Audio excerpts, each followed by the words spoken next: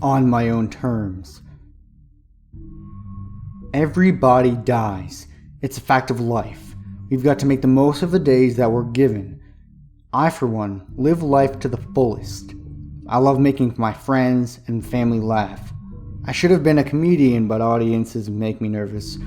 I've never been one to think about the negatives in life. I'm pretty optimistic. I hurt sometimes, but I don't let others see. I try to be strong for them because when they need a shoulder to cry on or an ear to talk to, I'm the one they choose. I've been fairly fortunate with death as of now. I had an uncle pass away when I was 10, but I didn't know him very well. He lived out of the state, and my mom said that I only met him once. She's got a picture of him holding me as a baby as proof.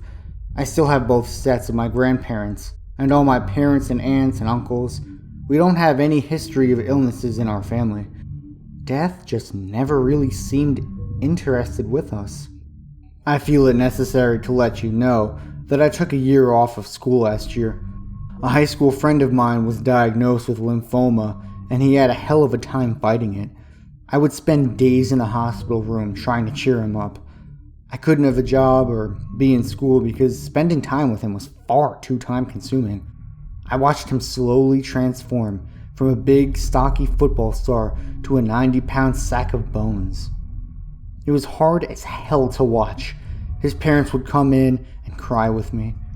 His mom always used to say, "Why can't it be on his terms? Why can't he choose when he's lived a long enough life?" I would hold her hand and try my best to console her, but who was I? What could I possibly say that would ease her pain? It really did get me thinking though, on my own terms. That's how I wanted to go out.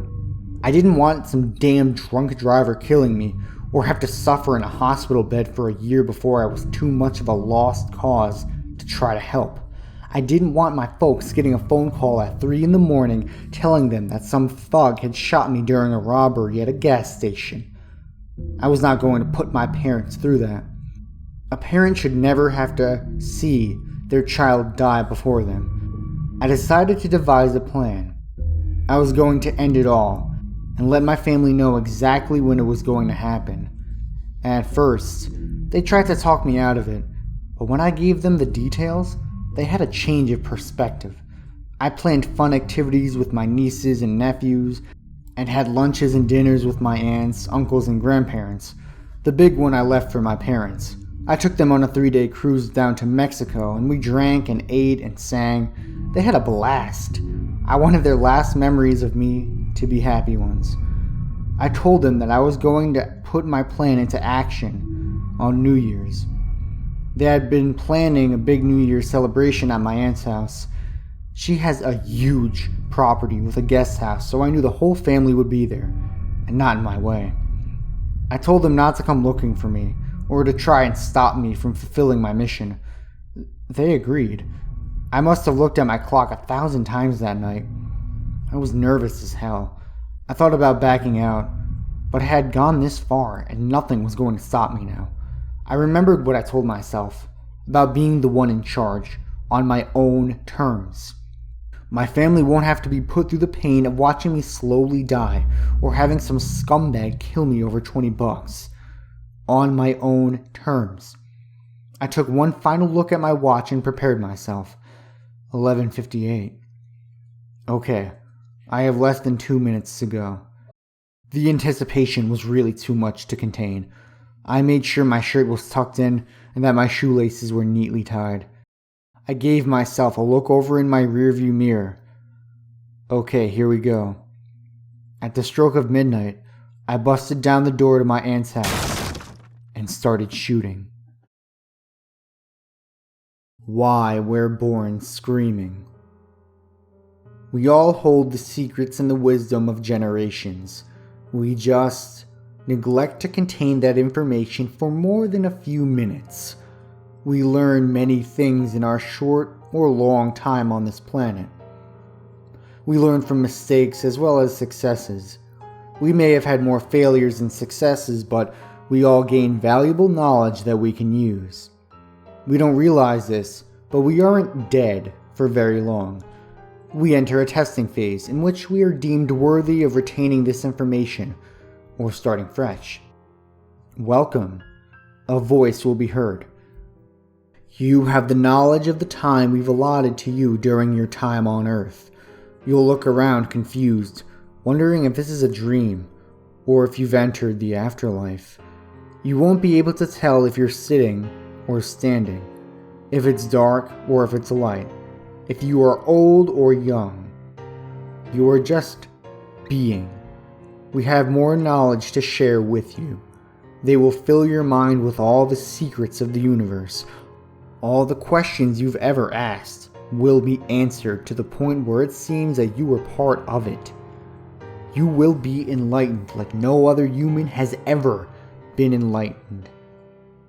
They will then ask you a single question that will determine whether you are ready to be one of the few chosen enlightened ones, or just a regular drone starting from zero.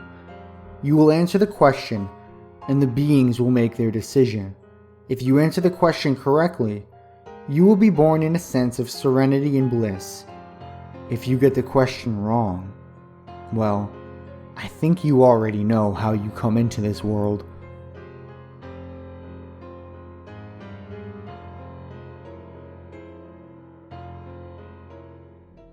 Prayer. I wish I hadn't prayed. I wish I hadn't prayed that night. I was feeling so down and so beat. My job was really stressing me out, and I just needed an outlet from my misery. I really thought that getting down on the knee and pouring my soul was the right way to go. Boy, was I wrong. Let me begin my story by filling you in on the situation. I'm a teacher in a pretty rundown part of our city. The kids don't care about their future.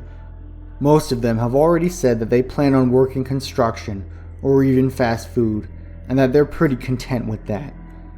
We are supposed to get each student ready for college, but it's just not feasible. It really is trying. I know that teaching isn't a physical job, and I don't get home with aching feet or a damaged back. But what it does affect is my mentality, and that's something that a bag of ice cream or an aspirin can't fix. To top it off, my boss is a micromanager and she keeps on throwing more and more on my plate. I'm drowning. I'm absolutely overwhelmed. There aren't enough hours in the day to get my work done, not even close. That's why I prayed that night. I prayed for enlightenment. I prayed that my worries and insecurities would drift away like a summer's breeze. I prayed that I could live comfortably and my family would be well taken care of. I asked that I could become a writer. I wanted to be a great writer, not the world's greatest writer. I guess you should be wary of what you ask for.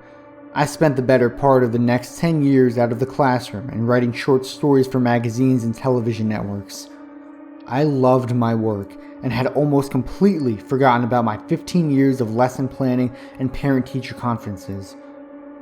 What I would give now to be back in that classroom with a splitting headache and an angry demeanor. I would give my all to be back in the classroom with those kids and those other stressed out teachers, but I have nothing to give. For you see, I prayed that night. My family has no idea. They often ask me why we started going back to church. I tell them that we needed enlightenment. We need to grow spiritually as a family.